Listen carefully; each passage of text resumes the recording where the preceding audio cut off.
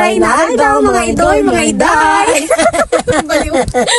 Hello guys, so for today's video, nagluto nga si Pidoy ng santol, ginataang santol. Itong santol na to guys, binuro to, galing pa to ng Bicol.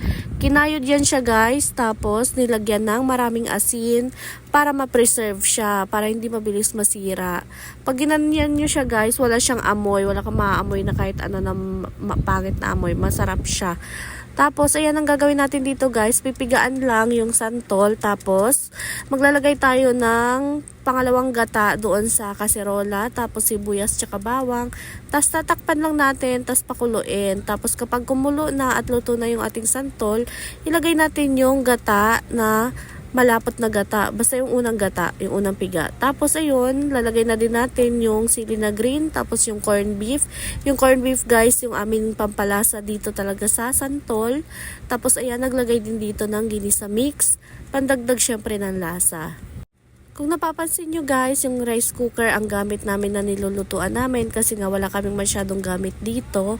Limited lang yung gamit namin dito kasi nga maliit lang naman to, kwarto lang naman to. So pwede na yan. Naluluto naman namin lahat ng gusto namin kainin. So ayun na nga guys, ang sarap na niyan tingnan. Kumukulo na siya, ang bango-bango niyan guys. Tapos naglagay lang dyan si Pidoy ng asukal, pandagdag din ng lasa. Tapos para ma-reduce din yung asim niya. Tapos ayan, antayin lang natin yan siyang magmantika. Tapos pag ano na, nag-reduce na yung sabaw, pwede na natin kainin.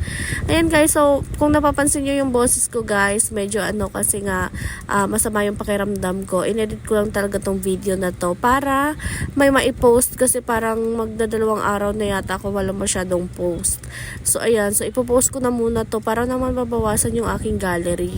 Enjoy na enjoy nga ako dyan guys sa pagkain at saka si Pidoy kasi nga ang sarap talaga ng santol, hindi pa siya mabilis masira.